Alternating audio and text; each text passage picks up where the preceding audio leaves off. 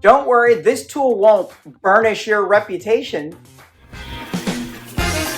All right, here we are with another cool tool. If you're a metalsmith or jeweler, you're probably pretty familiar with what this is. And so it's a burnisher, and it's most typically used on for basic stone setting, like a little bezel setting or something like that. But there's also a couple other ways of using a burnisher that I've been experimenting with and have come to really enjoy in my work. And so I thought I'd share that with you. If you're not familiar with burnishers, what they are is typically just a slightly curved and polished piece of steel set in a handle so that it's comfortable to work with, and then it's polished and rounded. It does have some edges and slightly less curved flat on the back. And then they also come in a variety of different sizes depending on the kind of work that you're doing. So let me get into a little close-up and show you some of the details that I'm talking about.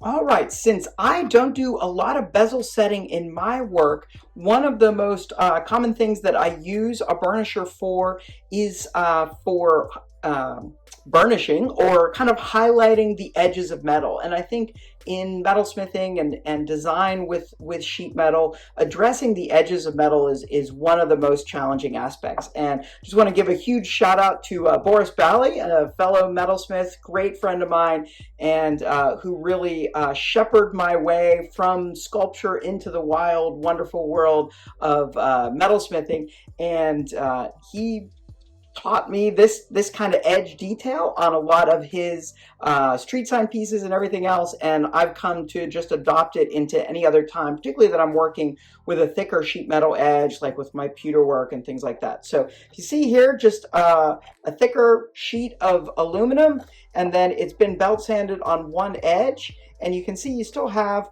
a bit of a corner, and this is just by burnishing on a 45, taking that polished steel tool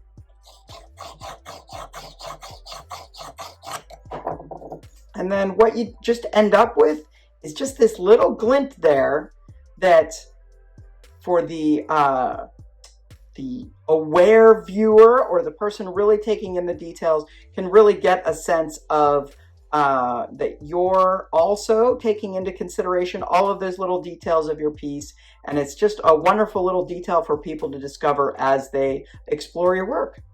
Now, another way of using a burnisher that I haven't seen sort of as much in kind of contemporary jewelry and metalsmithing, but I'm starting to kind of explore it and integrate it, is really just burnishing across a surface of metal. So it is, to me, it almost feels like it has the potential of kind of a drawn line on the surface of the metal. You can get into almost kind of a cross-hatched finish of things.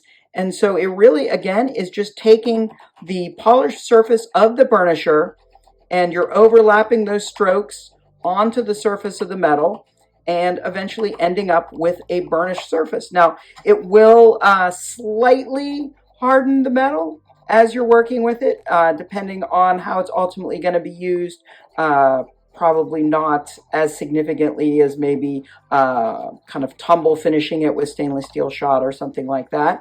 But I think that it's just been really fun to sort of explore this with a variety of different finishes underneath it and see what kind of a variety of surface finish that you end up with, depending on how you're using the burnisher and applying it in combination with a variety of other kinds of surface finishing techniques. So again, I think that it's easy to overlook just really basic surface finishing techniques as we get more and more sophisticated.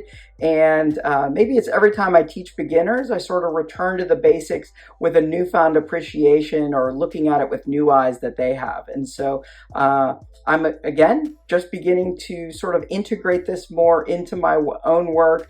I find that sort of gestural hand mark in contrast to a lot of the spun lines that I'll leave on my spun components as well. So Hope you have a newfound appreciation for your burnisher. If you don't have a burnisher, pick one up and experiment it yourself, and let me know how that all goes.